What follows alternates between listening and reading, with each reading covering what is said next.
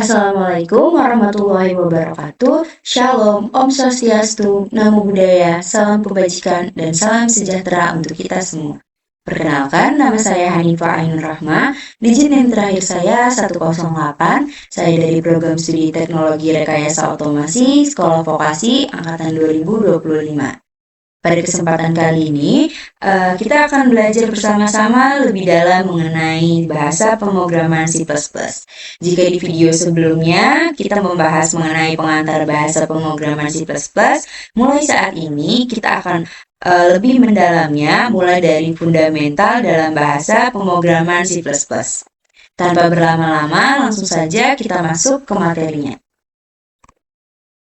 Nah, jadi di video ini yang pertama saya akan membahas variabel, yang kedua tipe data, yang ketiga konstanta, yang keempat array, yang kelima input atau output pengguna, yang keenam itu fungsi, yang ketujuh scope variabel atau lokal dan global, yang kedelapan itu contoh aplikasi. Selanjutnya yaitu kita akan bahas variabel terlebih dahulu. Variabel adalah tempat penyimpanan data sementara dalam memori komputer yang memiliki nama dan dapat diubah nilainya selama program berjalan. Variabel sering diibaratkan sebagai wadah yang dapat digunakan untuk menyimpan berbagai jenis data seperti angka, teks, atau tipe data lainnya. Dan nilainya dapat diubah sesuai kebutuhan selama eksekusi program berlangsung. Nah, karakteristik variabel yang pertama yaitu harus memiliki nama yang unik, yang kedua memiliki tipe data tertentu, yang ketiga dapat menyimpan nilai yang sesuai dengan tipe datanya, dan yang keempat nilai dapat diubah selama program berjalan. Nah, contoh deklarasi variabelnya yaitu in X sama dengan 20 yaitu variabel integer, yaitu double height 170,5 yaitu variabel double atau bilangan desimal, char grade sama dengan A itu variabel karakter, bool in student sama dengan true yaitu variabel boolean. Nah, di sini in menyimpan bilangan bulat, sedangkan double menyimpan bilangan desimal, dan char menyimpan satu karakter, lalu bool menyimpan nilai true atau false. Selanjutnya, yang kedua yaitu tipe data. Tipe data berfungsi sebagai klarifikasi untuk menentukan jenis nilai yang dapat disimpan dalam sebuah variabel dan operasi yang valid untuk nilai tersebut. Ini memastikan komputer mengalokasikan memori dengan benar dan operasi yang dilakukan sesuai dengan jenis data. Contohnya, operasi matematika berlaku untuk data numerik seperti bilangan bulat atau deksimal, sedangkan operasi penggabungan teks berlaku untuk tipe data string. Oke, selanjutnya di sini ada tipe data dasar dalam C++. Nah, tipe datanya ini ada berbagai macam, seperti int, double, float, char, bool, dan string. Dan ukurannya pun beda-beda ya teman-teman. Misalnya int itu 4 byte, double 8 byte, float 4 byte, char 1 byte, bool 1 byte, dan string itu ukuran variabel.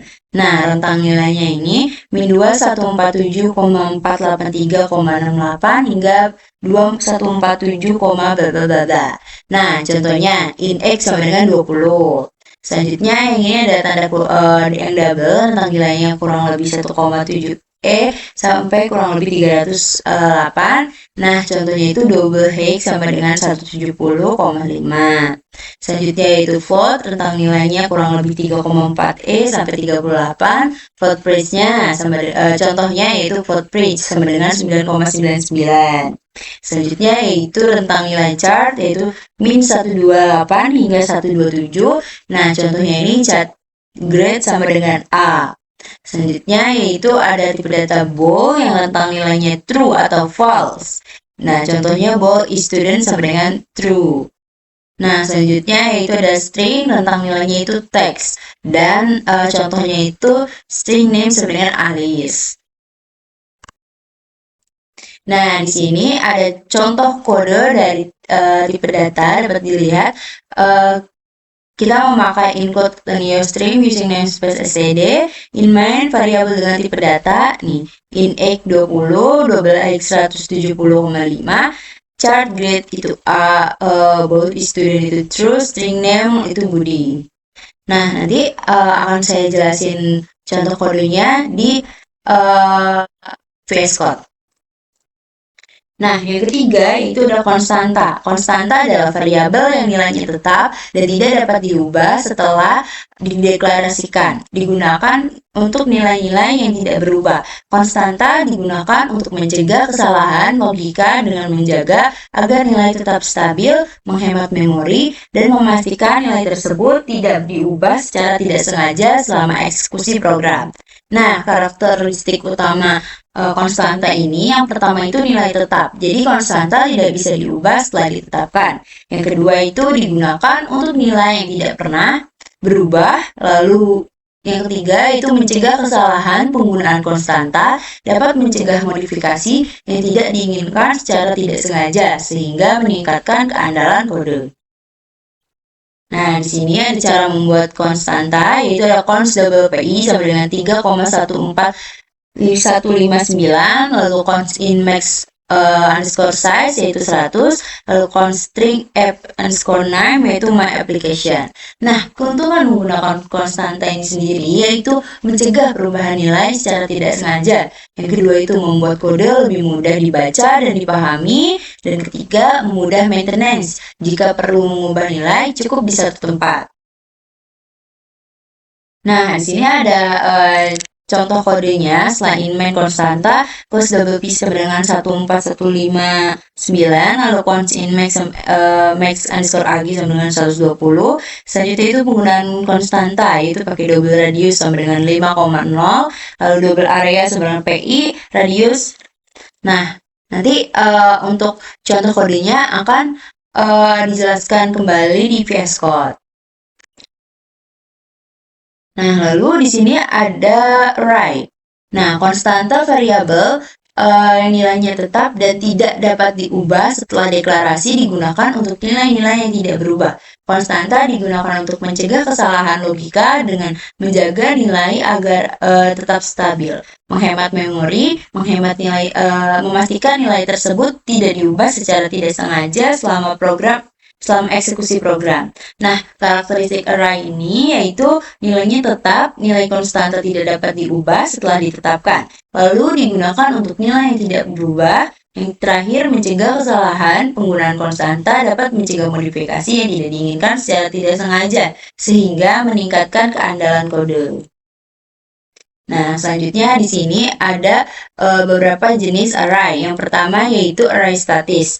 Nah, di sini ada contoh dari deklarasi dan inisialisasi dari array statis, yaitu dapat dilihat in number 5 sedangkan 10, 20, 30, 40, 50. In number 5 yaitu deklarasi tanpa inisialisasi.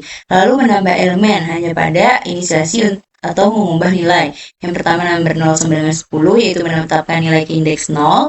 Number 1 sama dengan 20 yaitu menetapkan nilai ke indeks 1. Selanjutnya yaitu mengakses elemen. In value sama dengan number, mengakses elemen pertama. Lalu count number 2 yaitu menampilkan elemen ketiga. Selanjutnya menampilkan array. Nanti akan berupa for sama dengan in i sama dengan 0 bla bla bla ke number segini ya teman-teman. Selanjutnya yang kedua yaitu ada vektor atau array dinamis. Dapat dilihat deklarasinya bahwa berbeda teman-teman dengan sebelumnya. Jika array statis pakai in number bla bla bla, lalu di sini ada include vector sebenarnya vector string names. Lalu menambahkan elemen name pushback alias, menambahkan akhir name pushback book, name pushback Charlie. Nah, selanjutnya mengakses elemen string first name, itu mengakses elemen pertama, count name 1 menampilkan elemen kedua. Dan menampilkan vektornya itu metode 1 menggunakan index dan bla bla bla. Yang kedua itu metode menggunakan range based loop atau C++. Nah, ini for auto name. Dapat dilihat ya teman-teman perbedaannya dari array statis dengan array dinamis. Selanjutnya di sini ada contoh kode array. Untuk selanjutnya contoh kode dapat dijelaskan di VS Code. Nah, selanjutnya di sini ada input atau output pengguna. Input atau output memungkinkan program berinteraksi dengan pengguna melalui keyboard, input dan layar output. Nah, ini contohnya ada output atau count. jadi contoh count sama dengan hello world, NDL, lalu count nilai X, NDL. Terus yang kedua yaitu ada B input, chain, dan getLine. Satu itu chain untuk nilai input nilai sederhana yang digunakan untuk input data dasar, integer, double, chart, dan lain. Lalu berhenti membaca pada spasi atau yang lain. Ini integer A, count, interior A, chain, bla bla. Selanjutnya di sini ada masih di input. Yang kedua itu ada getLine untuk input string, digunakan untuk input string yang mengandung spasi dan membaca seluruh baris hingga yang lain. Nah, contohnya itu string name, count, enter your full name, bla bla bla, getLine, chain name. Nah, selanjutnya yaitu membersihkan buffer. Ini tuh penting ketika chain atau diikutin getLine, perlu membersihkan buffer dengan chain titik ignore. Nah, di sini dapat lihat teman-teman in X string name, count, enter name, chain grow membersihkan buffer. Jadi ditulis buffer itu ditulis sebelum input chain atau getLine. Nah, ditulis sebelum count, enter your full name ya. Nah, setelah itu ini ada contoh kode lengkap dari input output sendiri. Dapat dilihat teman-teman. Nah, nanti untuk penjelasan lebih lengkapnya akan dijelaskan di VS Code. Nah, yang keenam yaitu ada fungsi. Fungsi adalah blok kode yang dapat dipanggil berulang kali untuk melakukan tugas tertentu. Fungsinya membantu dalam modularitas reusability, dapat digunakan kembali, dan memudahkan debugging dan maintenance. Nah, yang pertama itu fungsi sederhana atau tanpa parameter dan return. Ya, bisa dilihat penulisannya void grade, count, hello world, NDL. In mind, grade memanggil fungsi lalu return. Selanjutnya ada B, fungsi dengan parameter. Parameter memungkinkan fungsi menerima data diri pemanggil, yaitu void get string name, count, hello, name, bla bla bla. In main, greet Alice memanggil dengan parameter, yaitu greet book, return, bla bla bla. Selanjutnya yaitu fungsi dengan return value. Fungsi dapat mengembalikan nilai menggunakan kata kunci return. In add number, in integer A, integer B, yaitu return A tambah B. In mainnya, in resultnya add numbers 5,7 yaitu hasil penjumlahan. Result NDL dan return. Nah, selanjutnya yaitu fungsi dengan return value. Fungsi dapat mengembalikan nilai menggunakan kata kunci return, yaitu it add number, integer A, integer B, return A tambah B, integer main, integer ratio, add numbers 57, count, hasil penjumlahan, result, NDL, return, dan lain-lain lah. Nah, selanjutnya fungsi dengan parameter dan return. Kombinasi parameter dan return value untuk fungsi yang lebih kompleks. Dapat lebih lihat teman-teman bahwa fungsi dengan parameter dan return yaitu penggabungan antara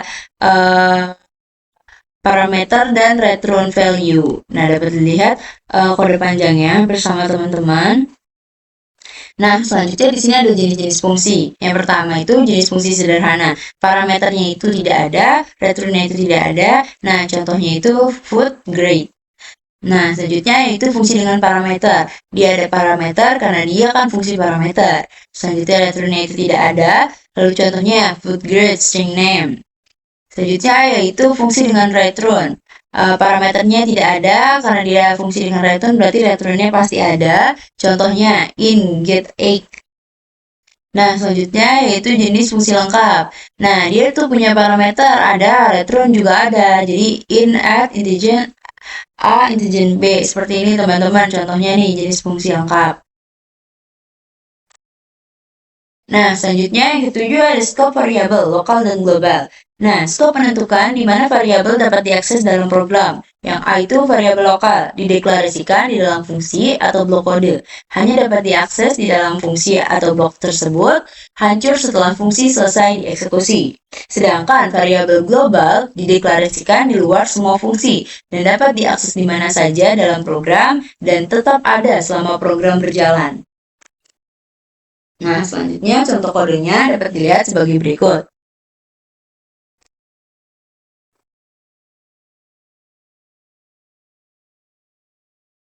Oke, selanjutnya itu ada perbedaan variabel lokal dan global. Nah, aspeknya yaitu ada deklarasi. Variabel lokalnya di dalam fungsi atau blocks. Variabel global itu di luar semua fungsi. Sedangkan aspek akses dalam variabel lokal hanya dalam fungsi atau blok. Sedangkan variabel global yaitu di mana saja dalam program.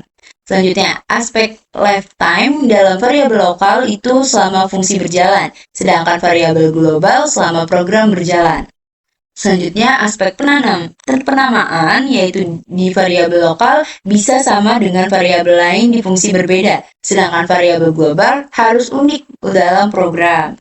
Selanjutnya, aspek rekomendasi yaitu variabel lokal digunakan untuk data sementara, sedangkan variabel global hanya untuk data yang benar-benar perlu diakses global. Nah, ini ada catatan pentingnya, yaitu hindari penggunaan variabel global berlebihan. Terus, variabel lokal lebih aman dan lebih mudah didebug. Lalu, gunakan variabel global hanya jika benar-benar diperlukan. Selanjutnya yaitu ada contoh aplikasi. Yang pertama ada konversi suhu, program untuk mengkonversi suhu antara Celsius dan Fahrenheit. Nah, penjelasannya yaitu rumus Celsius Fahrenheit yaitu FC9/5 ditambah 32, rumus Fahrenheit ke Celsius yaitu C F32 5/9. Nah, di sini contoh kodenya dapat dilihat teman-teman. Nah, di sini fungsi to Fahrenheit yaitu menerima nilai Celsius mengembalikan Fahrenheit. Lalu fungsi to Celsius yaitu menerima nilai Fahrenheit dan mengembalikan Celsius. Lalu program meminta input dari pengguna untuk memilih jenis konversi. Lalu berdasarkan pilihan, program memanggil fungsi yang sesuai. Nah, selanjutnya di sini ada kalkulator sederhana.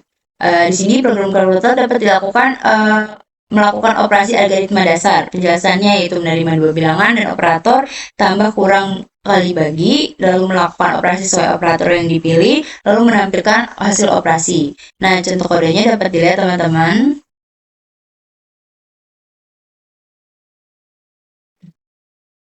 Nah, maaf teman-teman, untuk pada bagian konversi suhu yang saya masukkan ini salah. Namun nanti nggak perlu khawatir, saya akan menjelaskan kembali di VS Code. Nah, baik, segitu aja teman-teman yang dapat saya jelaskan. Selanjutnya kita masuk ke dalam materi selanjutnya. Baik teman-teman, seperti yang sudah saya katakan tadi bahwa saya akan menjelaskan contoh-contoh coding yang ada di PPT tadi itu ke dalam VS Code supaya teman-teman juga tahu hasil outputnya itu apa sih yang keluar. Di sini udah saya salin kode-kode yang sudah saya buat. Yang pertama ada variabel tipe data konstanta, yang kedua itu konstanta. Nah, yang ketiga itu array vector, yang keempat itu input chain line. Selanjutnya yang kelima fungsi sederhana. Yang keenam itu adalah scope variable. Yang ke-8 itu adalah latihan konferensi suhu. Dan yang terakhir itu ada latihan kalkulator. Nah, di sini saya akan menjelaskan dari yang pertama dulu, teman-teman. Nah, di sini ada tulisan include your stream, include string sampai using namespace. Di sini adalah pustaka wajib yang disertakan jika kalian ingin melakukan operasi input seperti membaca dari keyboard ataupun output, menampilkan ke layar, menggunakan objek seperti count. Nah, setelah itu ada using namespace std. Baris ini memungkinkan untuk menggunakan elemen-elemen standar seperti count, NDL, string tanpa harus menuliskan awalan std di depannya. Nah, selanjutnya yaitu ke fungsi main, yang dimana ini adalah fungsi utama dari program. Semua program C++ akan memulai eksekusi dari fungsi ini. Nilai kembalian integer menunjukkan bahwa fungsi ini akan mengembalikan bilangan bulat atau integer ketika selesai. Nah, selanjutnya yaitu di bagian program mendeklarasi, menciptakan variabel menginisialisasi atau memberi nilai awal pada saat yang bersamaan menggunakan tipe data yang berbeda. Nah, selanjutnya yaitu output ke konsol, yaitu count name bla bla bla bla, yaitu untuk baris ini menggunakan count untuk menampilkan text name yang diikuti oleh nilai tersimpan di dalam variabel nama, misalnya Budi. Nah, selanjutnya NDL singkatan dari N-line yang berfungsi untuk memindahkan kursor ke baris baru setelah output selesai, mirip seperti menekan tombol enter. Lalu baris count berikutnya yaitu height, grade, is student. Nah, itu tuh melakukan hal yang sama untuk variabel lainnya yang kita perhatikan bahwa nilai true untuk variabel bool itu seperti is student yang akan ditampilkan sebagai angka 1, sedangkan false akan ditampilkan sebagai 0 secara default dalam C++. Nah, return 0 itu baris ini mengakhiri eksekusi fungsi main dan program nilai 0 yang dikembalikan secara konvensional menunjukkan bahwa program berhasil dieksekusi tanpa kesalahan. Nah, di sini sudah terlihat outputnya teman-teman. Di sini tertulis name Budi, ek 20, heknya 170,5. Lalu grade-nya itu A, student itu 1. Jadi nilai 1 pada baris student adalah representasi numerik dari nilai true yang untuk tipe data bool. Nah, selanjutnya yaitu ke konstanta bagian kedua. Nah, kode ini adalah program C++ sederhana yang menunjukkan mendeklarasi dan menggunakan konstanta, serta bagaimana konstanta berbeda dari variabel biasanya. Nah, yang pertama yaitu include geostream dan using, yaitu mengimpor pustaka yang diperlukan untuk operasi input atau output seperti menampilkan teks ke layar menggunakan count. Lalu using namespace std, yaitu memungkinkan pengguna elemen dasar elemen standar C++ seperti count dan NDL tanpa awalan std. Selanjutnya yaitu konstanta adalah nilai yang tidak dapat diubah selama program berjalan, dan konstanta dideklarasikan menggunakan kata kunci count sebelum tipe data. Nah, di sini dapat dilihat bagian konstanta yang ini. Nah, ini adalah mendeklarasikan konstanta bertipe double atau bilangan desimal bernama PI dengan nilai 3,14159.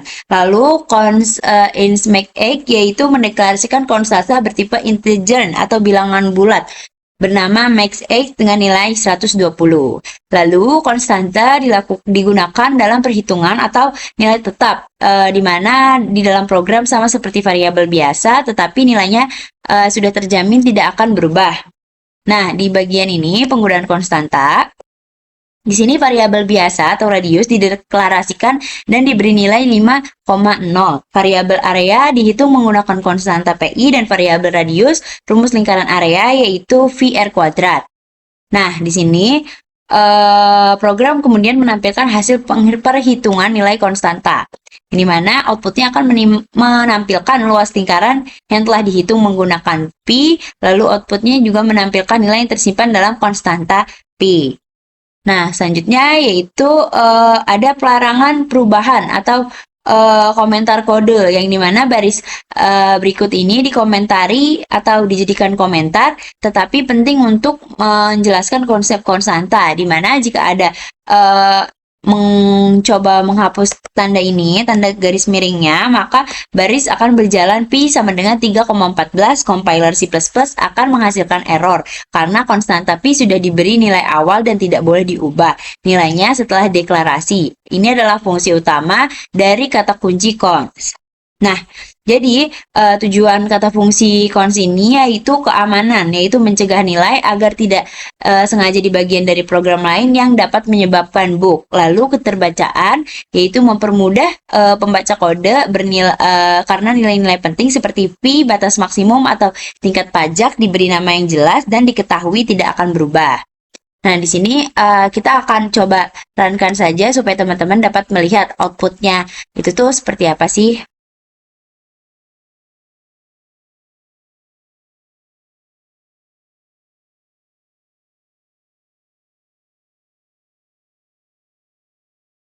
Nah, dapat dilihat teman-teman outputnya yaitu area lingkaran dengan radius 5 adalah 78,5397. Lalu nilai konstanta atau nilai pi-nya yaitu 3,14 159. Nah, kita lanjut ke program yang ketiga, yaitu array vector. Di sini saya akan jelaskan terlebih dahulu. Yang pertama, yaitu kode ini akan menunjukkan bagaimana keduanya dilekasikan atau diakses dan dimanipulasi menyoroti fleksibel dari vektor. Bagian pertama yang ini, aduh bentar.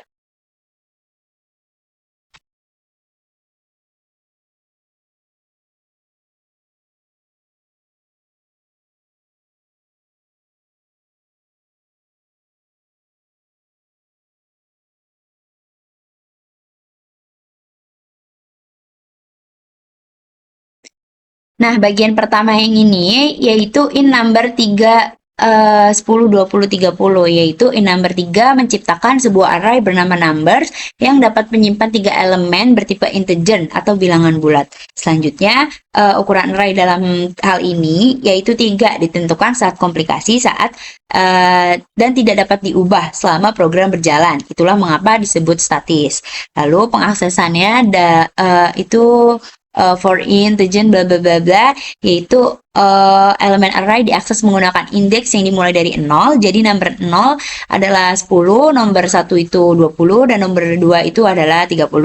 Jadi loop for digunakan untuk menampilkan elemen secara berurutan. Nah, selanjutnya yaitu ada vector array dinamis. Nah, di sini tuh penting untuk menggunakan vektor yang harus menyertakan pustaka vektor. Misalnya include vektor gitu. Nah, di sini tuh menciptakan sebuah vektor bernama names yang dapat menyimpan elemen bertipe strings atau teks, dan karakteristiknya itu ukurannya tidak perlu ditentukan di awal dan dapat berubah secara dinamis saat program berjalan. Lalu penambahan elemen names pushback itu tuh digunakan menambahkan elemen baru ke akhir vektor, dan ini tuh adalah keunggulan utama vektor dibandingkan array statis. Lalu pengaksesan dan menampilkan yaitu for integer bla bla bla bla, yaitu sama seperti array, elemen vektor diakses menggunakan indeks name i, lalu fungsi name size secara otomatis mengembalikan jumlah elemen saat ini di dalam vektor, menjadikannya lebih aman dan fleksibel untuk looping. Nah, selanjutnya kita coba running untuk teman-teman melihat bagaimana outputnya.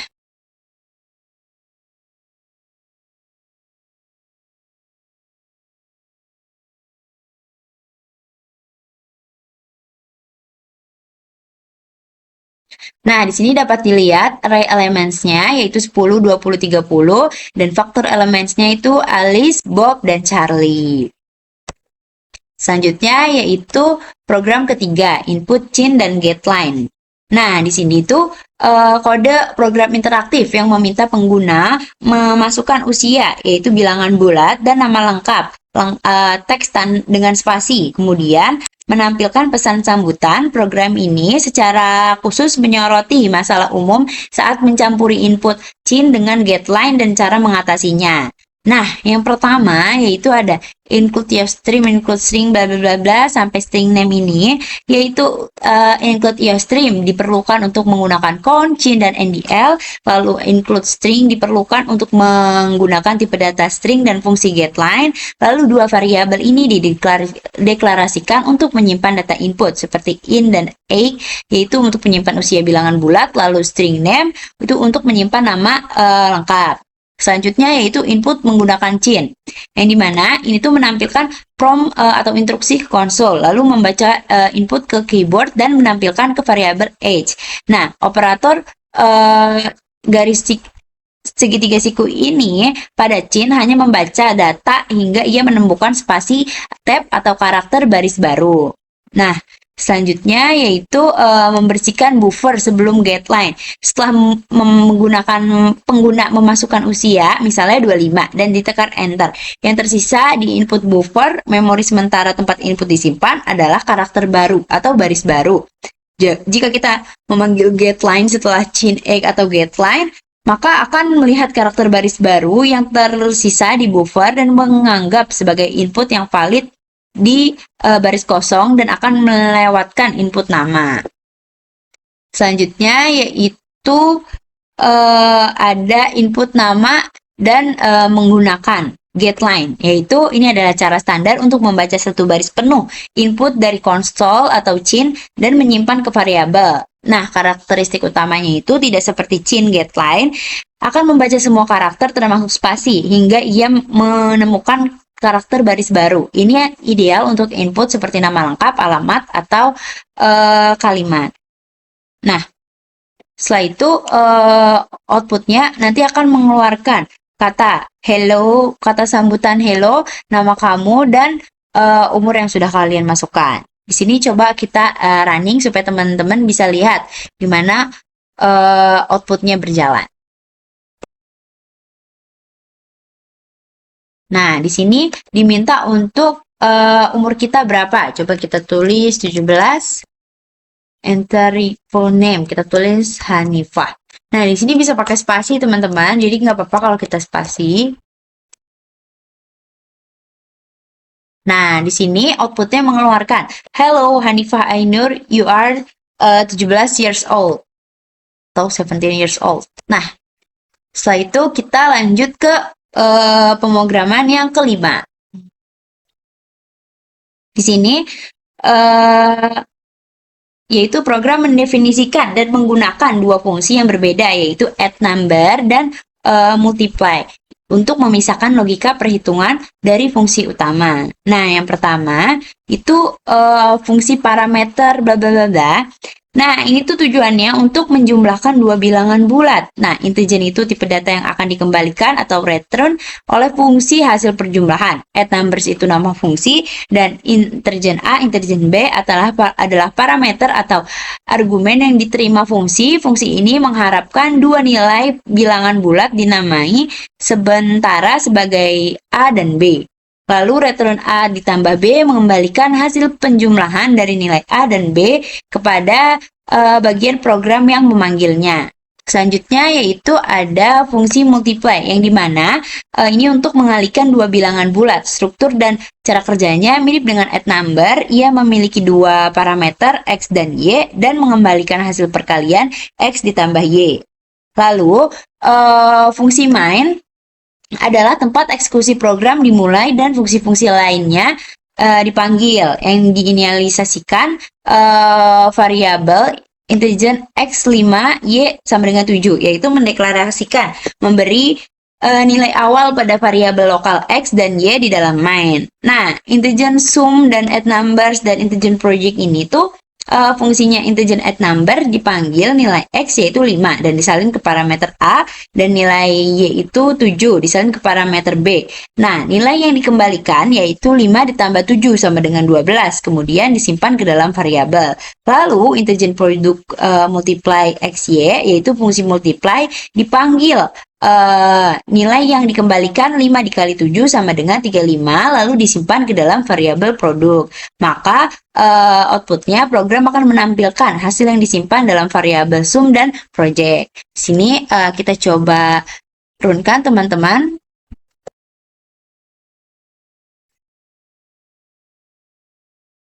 Nah, dapat dilihat dari outputnya yaitu hasil penjumlahan 12 dan hasil perkalian 35, yang dimana outputnya ini menampilkan hasil yang disimpan saja dari variabel sum dan produk. Selanjutnya kita lanjut ke program ke-6. Nah, program ke-6 ini yaitu untuk mendeklarasikan dan menampilkan nilai dari beberapa variabel dengan tipe yang berbeda-beda. Nah, misalnya include your stream using space std, yaitu pustaka yang wajib disertakan melakukan operasi output atau menampilkan ke layar menggunakan objek seperti count. Lalu memungkinkan pengguna elemen standar C++ seperti count, NDL, string tanpa harus menulis awalan std di depannya. Dan integer main adalah fungsi utama dari program. Semua eksekusi C++ bakalan dimulai dari sini nih teman-teman. Nah, setelah itu di bagian ini variabel dan berbagai tipe data, yaitu mendeklarasikan variabel memberi nilai inisiasi. Setiap variabel memiliki tipe data yang berbeda untuk menyimpan jenis informasi yang berbeda.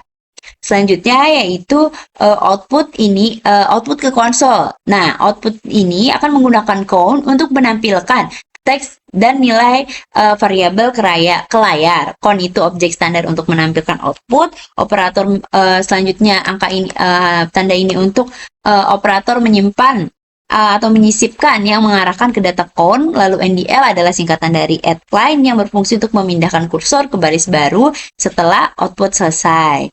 Nah, jadi saat program menampilkan variabel student yang bertipe bool dengan tipe true, C++ secara default akan menampilkan nilai tersebut sebagai angka 1. Jika false, maka ia akan menampilkan 0. Nah, di sini akan kita coba running.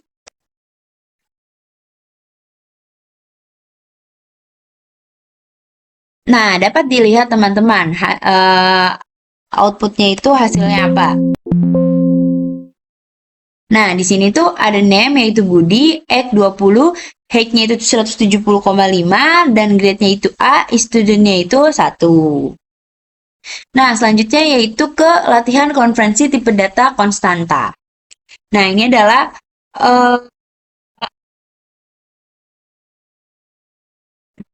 bentar. Sorry teman-teman.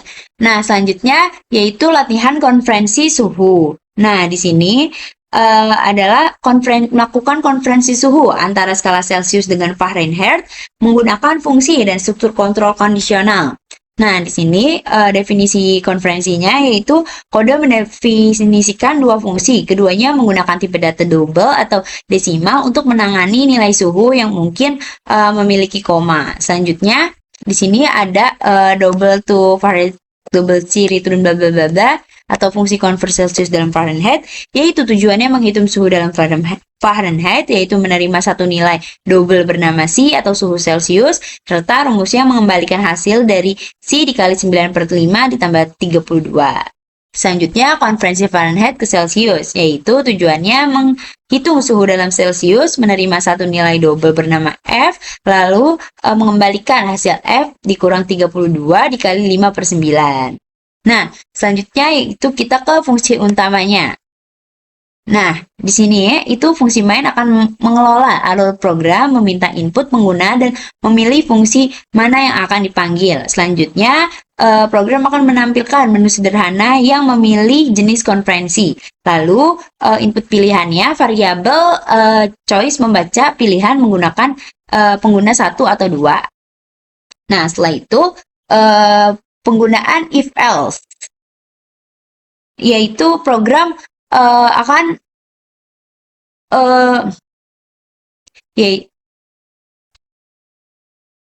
Nah, selanjutnya itu ada logika pemilihan yang dimana program menunjukkan struktur kondisional untuk menentukan tindakan berdasarkan pilihan pengguna.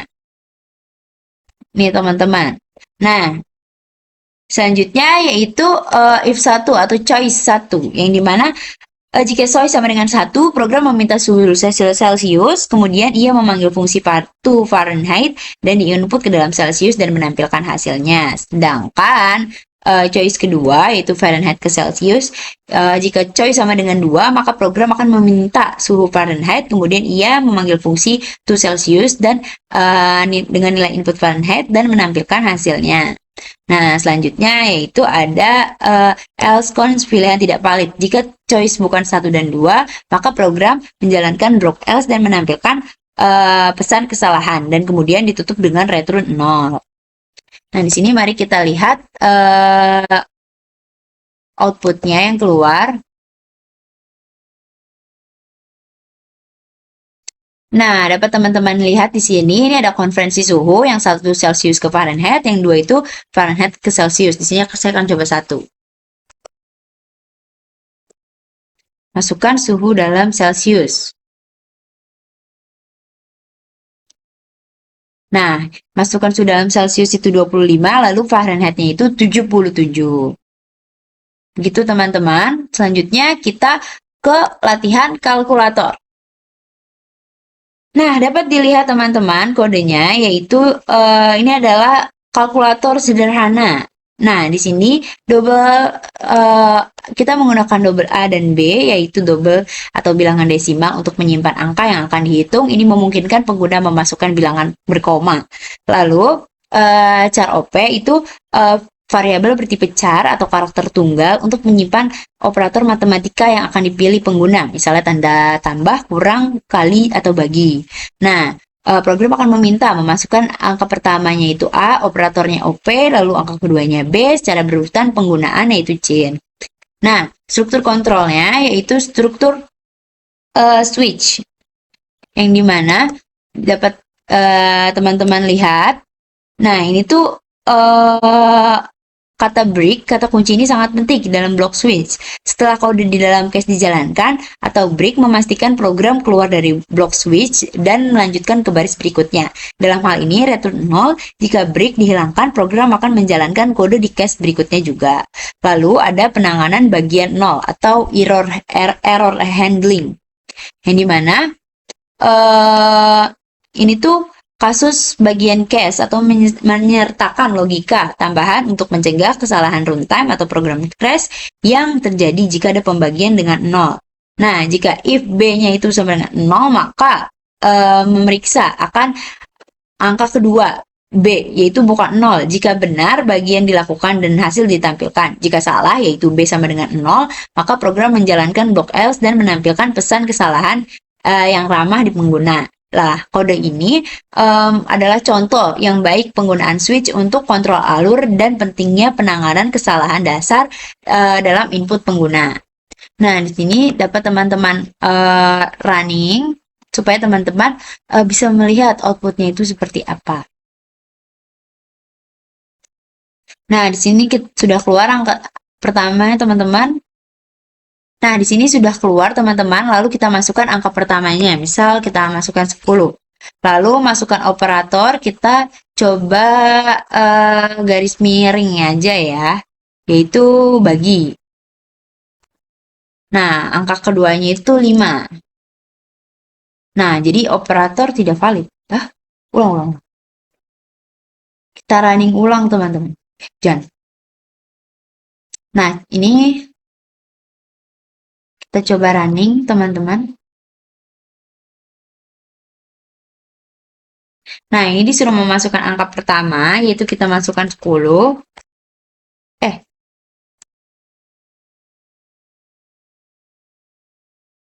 Kita masukkan 10.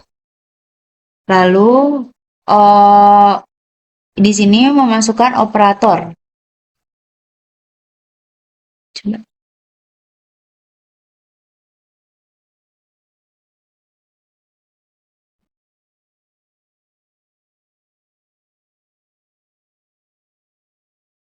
Nah, dapat kita runningkan dulu, teman-teman. Oke.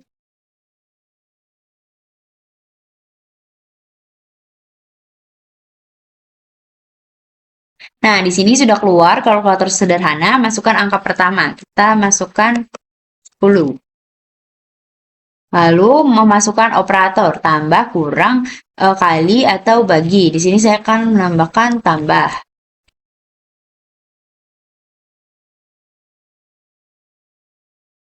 Gimana sih? Ulang.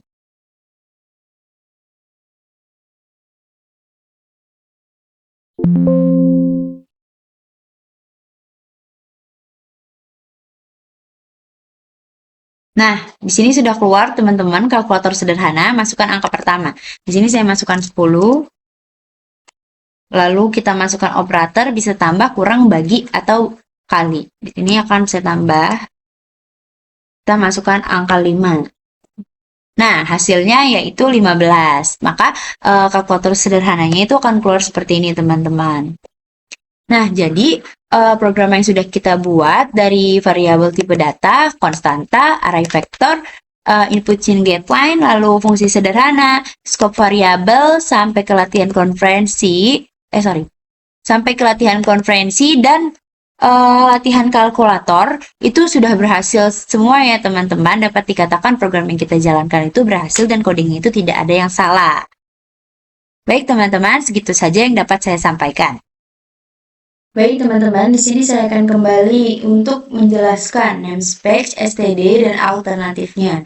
Nah, apa sih namespace itu? Namespace adalah cara untuk mengelompokkan nama, fungsi, variabel, kelas agar tidak bentrok dengan nama lain. Dalam C++, banyak fitur standar disimpan di dalam namespace bernama STD. Contoh fitur di STD yaitu std sama dengan count, std.2 string, std.2 vector, std.2 NDL. Nah, tanpa namespace, nama-nama tersebut bisa berbenturan dengan nama buatan pengguna.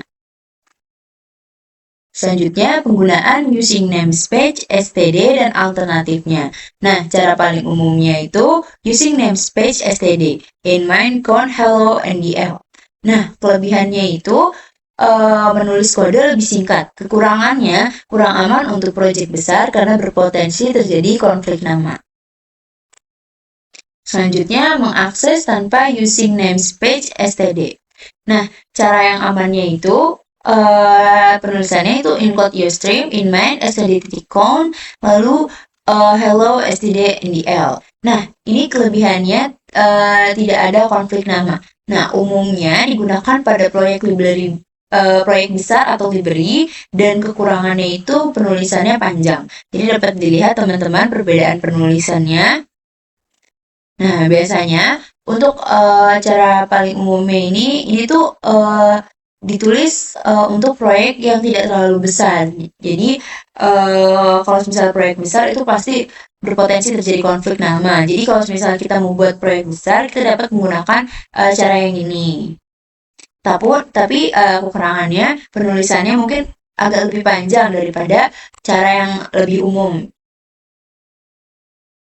Selanjutnya ada alias namespace atau alternatif praktek. Terus alih-alih menulis std terus-menerus, kita bisa memberi alias. Nah, kelebihannya yaitu lebih singkat dari std namun lebih aman. Nih penulisannya teman-teman, include ustream, namespace io, std, in main, in count, menggunakan alias namespace io, ndl.